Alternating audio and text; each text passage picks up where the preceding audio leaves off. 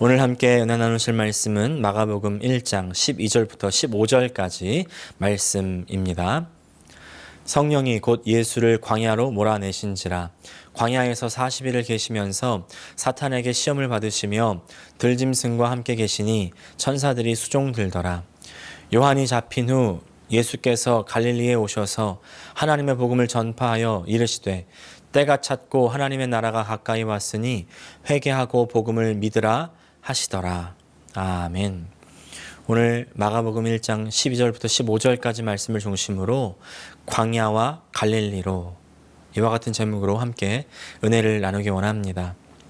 지난 2주가 조금 넘는 시간 동안 2020 동경올림픽이 치러졌습니다. 참 말도 많고 또 탈도 많았던 올림픽이었습니다. 지금이 2021년인데 타이틀이 2020 동경올림픽, 이런 것에 벌써 많은 의미가 내포되어 있지 않겠습니까? 코로나19 때문에 연기된 겁니다. 올림픽 사상 이 취소는 3차례가 있었지만 연기는 아주 처음 일어난 일이라고 하죠. 연기는 되었는데 이제 코로나19 팬데믹 때문에 여러 나라와 또 각국 선수들이 올림픽에 불참한다고 밝히기도 했고요. 실제로 올림픽 기간 동안에 많은 이 코로나19 확진자들이 발생하기도 했습니다. 저는 이번 동경올림픽 보면서 두 가지 생각이 들었는데, 첫 번째는 왜 꼭 이런 때에 올림픽을 해야만 되나, 그런 생각이었고, 두 번째는 왜 선수들은 꼭 이런 때에 올림픽에 가야만 할까라는 생각이 들었습니다. 둘 다 여러 가지 이유가 있겠죠. 개최 국가로서는 이제 올림픽이 취소되었을 때에 경제적인 불이익이 있을 수도 있겠고요. 또 이런 어려운 때에 올림픽을 개최해서 희망의 메시지를 전달하고자 하는 그런 이유도 있을 수 있겠다, 이런 생각도 또 들었습니다. 또 한편으로는 선수로는 이번 올림픽이 그렇게 말도 많고 탈도 많은 올림픽이지만 굳이 왜 나와야 될까? 올림픽이 아니면 여태까지 자기가 갈고 닦았던 실력을 보여줄 곳이 없는 겁니다. 올림픽이라는 곳이 있어야 선수로서 자신이 누구인지가 증명이 되지 않겠습니까? 올림픽이라는 장이 없으면 여태까지 쌓았던, 연습했던 자신의 실력을 인정받지 못합니다. 확인받지 못합니다. 그래서 선수들이 굳이 이런 올림픽에라도 나와야 되지 않았을까, 이런 생각이 들었습니다. 시험 없는 실력은 실력이 아닙니다. 저는 한국에서 학창시절 보냈는데 이제 한국의 학생들, 이제 그런 학생들 같이 시험을 많이 보는 학생들도 아마 없을 겁니다. 정말 시험이 지겨울 정도인데요. 모든 학생들의 공통된 생각 아닐까요? 시험 같은 건 이 세상에서 사라졌으면 좋겠다, 이런 생각 다 아마 학생 때 해보셨을 것 같습니다. 근데 진짜 시험이 한번 사라진다고 생각해 보십시오. 그럼 벌써 학생들 사이에 혼란이 야게 될 것입니다. 학교에, 그리고 세상에 혼란이 시작됩니다. 학생들의 실력이 진짜인지 아닌지 검증할 수 없어지기 때문이죠. 근데 세상에서만 시험이 있는 것이 아니었습니다. 믿음에도 시험이 있다는 겁니다. 오늘 본문 보니까 예수님께서도 시험을 받으십니다. 아니, 예수님이 왜? 전지전능한 그 하나님이 육신으로 오신 하나님 예수님께서 굳이 왜 시험을 받으셔야 될까? 왜냐하면 인정을 받고 확인을 받아야 됐기 때문입니다. 무엇을 인정받고 무엇을 확인받아야 됐기에, 그리고 그 이후에 무엇을 해야 됐기에 그러셨던 걸까요? 오늘 말씀을 통해서 함께 배우고 은혜 받는 시간이 되기를 원합니다. 오늘 말씀 12절 함께 읽습니다. 성령이 곧 예수를 광야로 몰아내신지라. 오늘 읽은 말씀 이전에 11절까지 말씀에서 예수님께서는 침례 요한에게 침례를 받으십니다. 침례를 받으시니까 하나님께서 하늘을 찢으시고 그 날개를 퍼덕이시면서 내려오셨습니다. 그리고 말씀하시죠. 이는 내 사랑하는 아들이다. 너는 내 사랑하는 아들이다. 내가 너를 사랑한다. 자, 그렇게 하나님으로부터 인정을 받으시는데, 근데 그 다음 장면이 사실은 충격적인 장면입니다. 성령께서 예수님을 광야로 모신 겁니다. 한국어 번역 몰아내다는 사실 번역이 조금 순화된 것입니다. 몰아내다라고 번역한 이 단어 에크발로는요, 내쫓다, 추방하다, 던지다, 내버리다, 모욕하다, 이런 뜻입니다. 성령께서 쫓아내신 겁니다. 아니 바로 전절 11절까지는 내 사랑하는 아들이라고 하셨으면서 갑자기 왜 쫓아내십니까? 그것도 광야로요. 광야로 쫓아낼 거였으면 사랑한다고 하지나 말지. 괜히 사랑한다고 해놓고 기대하게 해놓고 이제 와서 이런 힘든 일 왜 다 겪게 하십니까? 여러분, 우리도 이런 경험 있지 않으십니까? 우리가 예수님을 주로 영접하고 이제 하나님을 믿고 나서 그 하나님의 약속을 믿고 너무나 기뻐하면서 감격하죠. 그리고 이제 내 인생 앞으로 꽃길만 펼쳐질 거라고, 형통할 것이라고 그렇게 기대합니다. 그러나 그 기대는 얼마 지나지 않아서 와르르 무너지고 말죠. 하나님, 저 사랑한다고 하셨잖아요. 제가 하나님의 사랑하는 딸, 사랑하는 아들이라고 하셨잖아요. 그런데 왜 이렇게 어려움 속에서 저를 그냥 놔두고 계십니까? 풀리는 것도 없고 해결되는 것도 없고 하나님 도대체 저한테 왜 그러시는 겁니까? 그냥 원래 살던 대로 살게 놔두기나 하지, 기대나 하지 말게 하지, 왜 잘 살고 있는 이 사람 건드려서 기대했다가 실망하게 하십니까? 근데 이것은요, 우리가 형통이라는 개념을 오해했기 때문에 벌어지는 일입니다. 형통은요, 내가 계획했던 일이 잘 되는 것이 아닙니다. 시편 1편은 이렇게 노래하죠. 복 있는 사람은 악을 따르지 않고 형통한데 그 이유가 뭐냐면 여호와의 율법을 즐거워하고 항상 율법을 묵상하기 때문이다. 이렇게 노래합니다. 하나님께서 함께 하시는 것이 형통의 근원이고 형통 그 자체라는 것입니다. 내가 하는 일이 잘 되고 자녀가 잘 되고 돈도 많이 벌고 큰 문제가 없고 삶이 평안한 것, 건강한 것, 그것이 형통이라는 덕목에 물론 포함되는 부분이 있지만 그것이 형통의 전부가 아닙니다. 형통은 하나님과 함께하는 것, 하나님의 말씀과 함께하고 하나님과 동행하는 것입니다. 하나님과 동행하고 함께하면 그러면 그곳이 광야여도 그것은 형통의 장소가 되는 것입니다. 거기에는 하나님의 뜻이 있고 하나님의 은혜가 있기 때문이에요. 이스라엘 백성들의 출애굽 아마 모두 기억하실 것입니다. 그들은 광야에서 40년간 떠돌았습니다. 그러나 그 안에 하나님께서 함께 하셨기 때문에 만나가 내려왔고 물이 없는 그 바위 속에서 바위가 터져 물이 나왔고 길이 없는 곳이었지만 길을 잃지 않았고 오히려 길을 만들어 다녔습니다. 어느 장소인지 어느 환경인지가 우리의 형통을 결정하지 않습니다. 내가 누구와 함께 있느냐가 우리가 형통한지 안 한지를 결정하는 것입니다. 사실 우리 인생 내가 원하지 않지만 어려운 환경, 나쁜 상황으로 내몰리게 되는 때 많이 있습니다. 생각지도 못한 문제들이 빵빵 터지지 않습니까? 바로 지난주입니다. 미국에서 같은 신학교를 다니면서 교제했던 친구 목사님 가정이 이제 10몇 년 만에 처음으로 한국을 방문했습니다. 근데 한국 방문 중에 이 친구 목사한테 갑작스럽게 메시지가 온 겁니다. 사모님이 뇌경색으로 쓰러졌다는 겁니다. 또 그런가 하면 직접 제가 만난 적은 없지만 온라인과 이제 메시지를 통해서 믿음 안에서 귀한 교제를 이루고 있는 한 목사님 가정이 있습니다. 한동안 연락이 뜸해서 무슨 일이 있나 싶었는데 지난주에 페이스북에 올린 기도 제목을 보니까 유치원에 다니는 7살 난 첫째 아들이 급성 백혈병에 걸렸다는 겁니다. 내가 아무리 노력하고 또 열심히 살아도 생각지도 않은 상황들, 그런 문제들로 내몰리게 되는 때가 있습니다.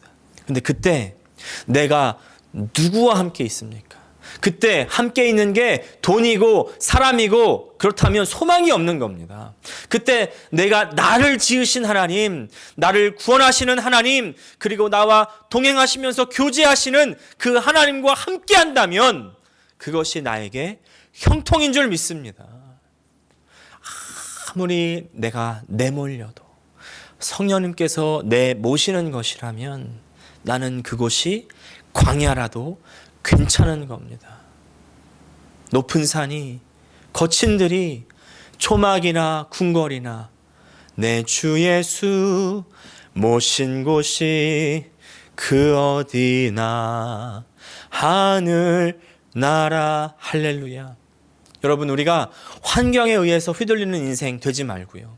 성령님과 동행하시면서 성령님과 동행함으로 말미암아 성령으로 휘둘리는 인생 되실 수 있기를 간절히 축복합니다.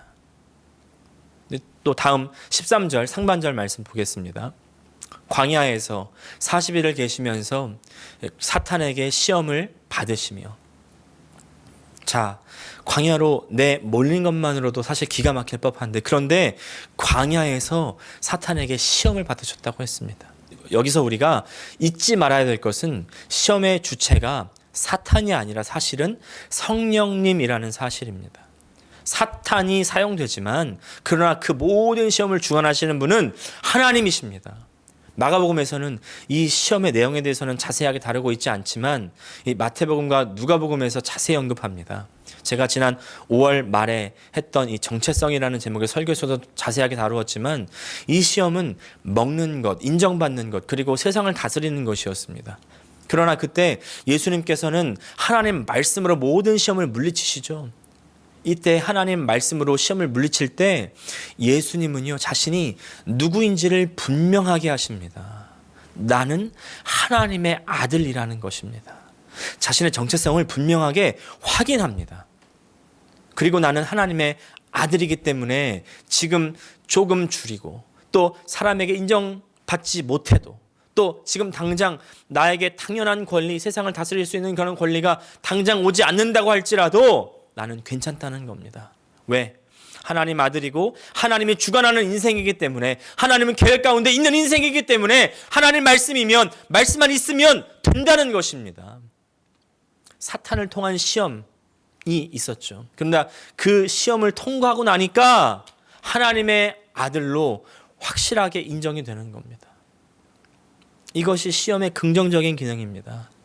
보통 우리가 시험에 두 가지가 있다고 그러죠. 템테이션의 유혹, 그리고 테스트의 시험이 있습니다. 그러나 뭐가 되었든 시험을 당하는 입장은 사실 마음이 힘들고 좋지 않습니다. 유혹은 이 시험의 부정적인 입장이라면, 근데 그것을 견디고 통과하면 테스트를 통과해서 인정되고 확인되는 것입니다. 그제서야 참된 자격이 주어지고 사명이 주어지게 되죠. 우리가 말로는 세상 모든 일 다 할 수 있습니다. 그죠? 말로 못하는 사람 어디 있어요? 그러나 직접 겪으면 내 믿음의 실체가 그제서야 드러나게 됩니다. 제가 보스턴에 막 갔을 때입니다. 예전에도 제가 강진한 적이 있지만 저는 그때까지 항상 교회에서 엘리트라고 생각했습니다. 믿음의 엘리트. 하나님이 주의 종으로 이제 내가 잘하고 있다, 잘 살고 있다 이렇게 생각했습니다. 그런데 당시에는 아직 싱글이었는데 30 중반이 넘도록 만나는 사람마다 잘 안 되는 거예요. 다 깨지는 겁니다. 그래서 결국 이래서는 안 되겠다, 내가 결혼 먼저 해야 되겠다 하고는 이제 하던 사역 다 내려놓고 무작정 보스턴으로 갔습니다. 하지만 30대의 중후반 아무것도 없는 전도사를 아무도 거들떠보지 않는 겁니다.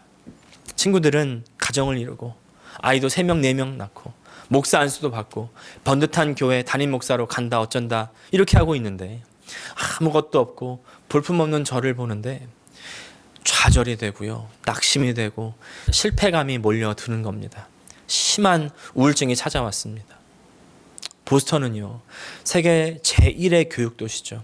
가을이 되면 단풍이 너무나도 아름답습니다. 또 그 가운데 흐르는 찰스 리버 너무나 멋있습니다. 전통과 현대의 조화가 너무나 멋들어집니다. 근데 그런 보스턴은 저에게는 광야였습니다. 아무것도 하기 싫고요, 할 수 없고요, 입에 밥도 안 들어가고 물도 안 들어가고 밖에 나가기도 싫고 그냥 침대에 누웠다가 의자에 앉았다가 멍하니 하루 종일 아무것도 하지 못하고 있는 겁니다. 그나마 전직 전도사인데 교회는 가야지. 그래서 억지로 몸을 이끌고 간 금요일 이 청년 찬양 집회 때 하나님께서 저에게 이렇게 말씀을 주십니다. 잠언 16장 1절 말씀 세 번역으로 읽습니다. 계획은 사람이 세우지만 결정은 주님께서 하신다. 그 말씀과 더불어 제 마음속에 깊이 울리는, 찌르는 하나님의 감동이 있었습니다. 현수야, 네가 나의 종이라고 그러고 다니면서 결국에는 너는 너의 배우자, 너의 결혼이 나보다 더 우선이었구나. 너는 내 종이 아니라 너의 종이 아니었니? 그리고는 거기서 저는 저의 믿음의 실체를 확인하게 되는 겁니다. 내가 여태까지 엘리트라고 나 같은 믿음 없다고 자랑했던 그 믿음, 그 속에서 내 욕심이 도사리고 있었고 결국 하나님보다 내가 더 우선이었다는 것을 발견하게 되는 겁니다. 그때부터 얼마나 눈물이 나든지요. 끊임없는 자복과 회개의 기도가 나오는 거예요. 그 이후로 한 달 동안 계속해서 말씀 읽고 기도하고 울고 말씀 읽고 기도하고 울고 그렇게 하나님께서 저를 만져주시고 변화시켜 주셨습니다. 광야의 시험은 아픕니다. 힘들어요. 왜냐하면 내가 진짜 누구인지를 알게 되기 때문입니다. 하지만 거기서 끝나지 않습니다. 내가 누구인지를 알게 한 이후에 성령님께서는 나를 진짜 하나님의 사람으로 만드시는 것입니다. 시험을 통해서 새롭게 태어나는 겁니다. 시험을 통해서 성숙하게 됩니다. 하나님께서 함께 하실 때 일어나는 일이에요. 그래서 고린도전서 10장 13절 말씀, 사람이 감당할 시험 밖에는 너희가 당한 것이 없나니 오직 하나님은 미쁘사 너희가 감당하지 못할 시험 당함을 허락하지 아니하시고 시험 당할 즈음에 또한 피할 길을 내사 너희로 능히 감당하게 하시느니라. 그리고 하나님께서는 우리를 그렇게 하나님의 사람으로 하나님의 아들과 딸로 확인하시고 인정하시는 겁니다. 그리고 13절 하반절 말씀, 들짐승과 함께 계시니 천사들이 수종들더라. 여러분, 들짐승이라고 하면 어떤 짐승들 떠오르십니까? 저는 그냥 한국의 정서 때문인지 들짐승 하면 길고양이, 쥐, 가끔 버려진 강아지 이 정도만 떠올랐었는데 사실은 여기서 들짐승은 그런 수준이 아닙니다. 지금 예수님께서 계신 곳 팔레스타인 지방의 광야죠. 이 광야의 들짐승들 중에는 물론 쥐나 염소 같은 그런 동물도 있지만 여우, 늑대, 표범, 독사, 전갈 이런 것들이 있는 거예요. 지금도 있죠. 그런 맹수들, 독충들이 있었지만 그들이 예수님을 해할 수 없었고 오히려 함께 지내셨습니다. 맹수들과 평화가 이루어지죠. 근데 그뿐만이 아닙니다. 그리고 천사들이 와서 섬기는 것입니다. 광야로 내모시고 시험을 허락하시는 하나님의 인도하심을 여러분 두려워하지 마시기 바랍니다. 그 안에 하나님께서 보호하시고 싸매시고 새롭게 하시는 그 손길이 있습니다. 그 하나님의 신실하신 손길을 신뢰하시는 저 여러분 되시기를 축복합니다. 이제 시험을 견디고 통과해서 하나님께 인정받은 예수님께서는요, 드디어 하나님의 일을 하시러 그 첫걸음을 시작하십니다. 14절 말씀 같이 읽습니다. 요한이 잡힌 후 예수께서 갈릴리에 오셔서 하나님의 복음을 전파하여 하나님의 복음을 전파하는 일, 하나님께서 예수님께 주신 그 사명을 이제 시작하러 가시는데 14절은 그 시기와 장소에 대해서 언급하죠. 그런데 그 시기와 장소가 조금 의아합니다. 시기는 요한이 잡힌 후라고 하고 그 장소는 갈릴리였습니다. 첫 번째, 침례 요한이 잡히신 이후입니다. 침례 요한이 잡혔던 이유가 뭐냐면 지난번에 잠깐 언급해드렸던 것처럼 이제 갈릴리 지방을 포함한 유대 지방을 다스렸던 헤롯 왕, 그 왕의 폭정 그리고 잘못된 그런 사생활 같은 것들을 비판했기 때문에 결국은 목숨을 잃게 되지 않았습니까? 하지만 사실 헤롯 왕은요, 침례 요한을 죽이기 싫어했습니다. 사실 진작 죽이고 싶긴 했겠죠. 왜냐하면 자꾸 자기를 비난하고 자꾸 사사건건 자기 앞을 가로막았기 때문이죠. 그러나 죽이기를 두려워했습니다. 왜냐하면 침례 요한을 따르는 백성이 많았기 때문에 침례 요한을 죽인 이후에 불어닥칠 수 있는 그 후폭풍이 두려웠던 것입니다. 하지만 자신이 이제 헤로디아의 딸의 소원으로 요한을 죽이게 되죠. 이 이후에 벌어졌을 사회적인 소요, 한번 생각해 보십시오. 얼마나 백성들이 동요하면서 사회가 어지러워졌겠습니까? 하지만 굳이 그런 때에 예수님께서는 하나님의 복음을 전파하는 것입니다. 이 하나님의 복음, 제가 지난번에 마가복음 첫 번째 시작할 때 말씀드렸지만 아주 발칙한 선포라고 말씀드렸죠. Rebellious statement입니다. 네. 그냥 종교를 전파하는 것이 아니라 새로운 황제, 새로운 나라를 선포하는 것입니다. 근데 여기에 이상한 점은 또 있습니다. 그것은 바로 예수님께서 그 복음을 선포한 장소가 바로 갈릴리였다는 것입니다. 갈릴리 하면 우리가 갈릴리 호수만 좀 알지만 사실은 사람들은 잘 모르는 깡시골, 소외된 곳, 네, 그런 곳입니다.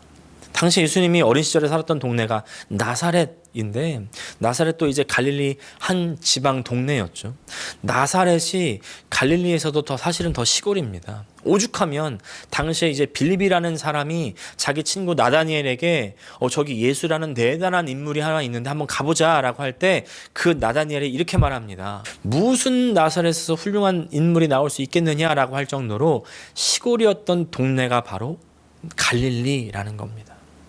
예수님께서 하나님의 아들로서 하나님의 그 복음의 사역을 처음 시작하시는 때에 갈릴리로 가셨다. 여러분, 이게 무슨 뜻일까요? 우리가 선교학을 공부해 보면 도시 거점 선교라는 말이 있습니다. 대도시를 중심으로 선교를 한다는 말입니다. 우리 남침내교회 해외 선교부인 IMB도 이 도시 거점 선교를 하고 있습니다. 도시 거점 선교라는 말은 현대에 만들어진 말이지만 그 개념은요, 현대에 만들어진 것이 아닙니다. 그 기원을요, 바울에서 찾습니다. 바울이 선교했던 도시들, 빌립보, 데살로니가, 베레아, 아덴, 고린도, 이런 도시들 행정적으로, 상업적으로, 또 문화적으로 아주 발전된 대도시들이었습니다. 왜 대도시 선교가 중요할까요? 쉽게 말해서 많은 사람들이 모이는 지역이기 때문입니다. 내가 많이 움직이지 않더라도 대도시라는 이곳에 이미 모여있는 많은 사람들이 있기 때문에 내가 효율적으로 복음을 전파할 수 있는 장소가 바로 대도시라는 겁니다. 이것이 꼭 선교에만 해당되는 개념이 아니죠. 많은 회사들이 자신의 본사를 세울 때 가장 중심이 되고 발전된 도시에 세우고, 또 지사를 세울 때도 가장 발전되고 중심이 되는 그런 도시에 자신의 해외 지사를 세우고 하죠. 예수님 당시에 가장 많이 발전된 최고의 중심 도시는 누가 뭐래도 예루살렘입니다. 그런데 예수님께서 예루살렘에서 하나님의 그 복음의 사역을 시작하는 게 아니라 갈릴리에서 시작하셨다는 것이죠. 갈릴리, 변면찮은 곳, 소외된 곳, 변두리, 어떤 대단하거나 뛰어난 인물이 날 수 없는 곳이었습니다. 그러나 예수님은 그곳을 선택하시고 그곳에서 새로운 일을 시작하시는 것입니다. 여러분, 우리의 삶이, 우리의 모습이 뛰어나거나 화려하지 않을 수 있습니다. 내가 변변치 않은 사람이라고 생각할 수 있습니다. 하지만 여러분 기억하십시오. 그곳이 하나님의 아들 예수님께서 오시는 곳입니다. 거기서 새로운 사역을 시작하십니다. 그렇다면 하나님의 아들 예수 그리스도께서 오셔서 시작하시는 그는 새로운 사역이 무엇입니까? 15절 말씀 같이 읽습니다. 이르시되 때가 찼고 하나님의 나라가 가까이 왔으니 회개하고 복음을 믿으라 하시더라. 예수님께서 가장 먼저 시작하시는 이 일, 가장 먼저 외치시는 하나님의 사역, 바로 때가 찼고 하나님의 나라가 가까이 왔으니 회개하고 복음을 믿어라. 우리는 복음이라고 하면 예수 믿고 구원받아서 천국 가는 것이라고 그렇게만 이해할 수 있습니다. 근데 그렇게 이해하면 100점 만점에 50점도 안 되는 그런 이해입니다. 천국을 다른 말로 하면 하나님의 나라입니다. 하나님의 나라를 한마디로 다시 표현하면 다스림입니다. 다스림, 하나님의 다스림. 천국 하면 우리는 다스림을 연결시켜야 돼요. 천국, 다스림. 하나님을 떠나서 내 중심으로 이기적으로 정욕을 따라 살던 내가 이제 회복돼서 하나님의 통치, 하나님의 다스림 안으로 들어가는 것입니다. 하나님과 화해하고 하나님과 동행하며 하나님과 하나 되는 것입니다. 그리고 그런 나를 통해서 내 주변 사람들이, 그리고 내 자연 만물까지도 하나님의 다스림 안으로 들어오는 것, 그것이 바로 하나님의 나라의 회복이고 그것이 구원입니다. 그리고 그렇게 하나님과 동행하던 사람이 영원히 머무는 낙원도 천국이죠.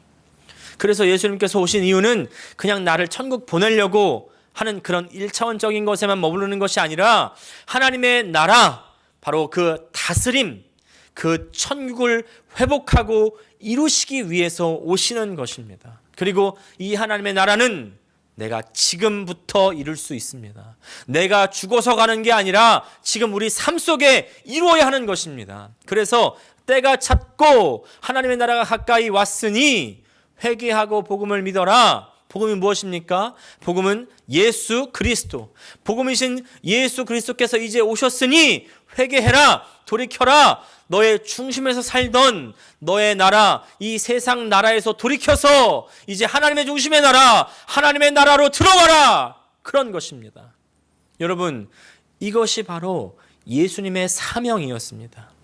이 사명을 위해서 예수님께서는 기꺼이 광야로 가셨고 또 갈릴리로 오신 것입니다. 하나님의 나라는 번화한 곳, 발달된 곳, 화려한 곳에 임하는 것이 아닙니다. 오히려 하나님의 눈은 광야가 아무것도 없는 그곳에 머무십니다. 하지만 아무것도 없는 그곳에 하나님의 나라가 만들어집니다. 그래서 아까 13절에 예수님께서 시험 받으신 이후에 들짐승과 함께 계셨다라고 했을 때 사실 그 그림은 그냥 예수님이 들짐승과 함께 있었고 해를 당하지 않았다는 것에 그치지 않습니다. 이것은 이미 이사야 선지자가 예언했던 회복된 하나님의 나라의 그림입니다. 이리와 어린 양이 함께 뛰놀고 어린 염소와 함께 표범이 놀고 또 어린아이들이 또 새끼 사자와 함께 놀고 그래도 해를 받지 않고 또 독사굴에 손 넣어도 물지 않고 하나님의 나라는요 광야 같은 곳에 임한 것이고요. 또 하나님의 나라는 갈릴리 같이 변변찮은 곳, 소외된 곳 그곳에 임하시는 것입니다. 그리고 그곳에서 하나님의 나라의 사람들은 태어나는 것입니다. 사랑하는 여러분, 나의 마음이, 나의 삶이, 그리고 내 가정이, 내가 사는 이곳이 변변찮고 볼품없다고 여러분 느껴지십니까? 그것은 갈릴리와 같이 하나님의 아들이 오셔서 하나님의 나라를 선포하시고 임하게 하시는 perfect place인지를 믿으시기를 바랍니다. 우리가 사는 사회 지금 어지럽고 불안합니까? 하나님의 나라가 임해야 됩니다. 그 일을 위해서 하나님의 아들이 오신 것입니다. 광야와 갈릴리로 오셨습니다. 바로 우리를 하나님의 나라로 인도하시기 위해서 오신 것입니다. 그 하나님의 아들을 먼저 우리 마음속에 받아들이시기를 축복합니다. 내 마음이 먼저 하나님의 나라로 회복되실 수 있기를 축복합니다. 아까 앞서 말씀드렸던 그 유치원 다니는 7살 난 첫째 아들이 백혈병 걸렸다는 그 목사님이요. 담담하게 아들의 병을 알리면서 기도를 부탁하는 그 목사님 포스터를 읽는데 울컥하면서 정말 기도가 나오는 거예요. 하나님, 이 아들 살려주세요. 근데 그 포스트를 계속 읽어나가는데 저도 슬퍼서 울컥했던 그런 마음이 점점 오히려 잠잠해지고 마음이 감동되고 믿음이 뜨거워지는 겁니다. 여러분 한번 들어보십시오. 순간 조금 놀라긴 했지만 그래도 눈을 감고 하나님께 고백할 수 있었습니다. 주님, 감사합니다. 하나님의 계획과 뜻하심을 신뢰하며 감사하는 마음으로 오늘부터 30일간 입원해서 항암 치료를 시작합니다. 오늘 저녁 수요예배 말씀을 전하기 위해 혼자 집으로 돌아오던 길에 부르며 고백한 찬양입니다. 찬양하라 내 영혼아, 감사하라 내 영혼아, 기뻐하라 내 영혼아, 기도하라 내 영혼아, 내 속에 있는 것들아 다 찬양하라. 아멘. 부르신 곳에서 모든 상황 속에서 주님을 바라보며 찬양합니다.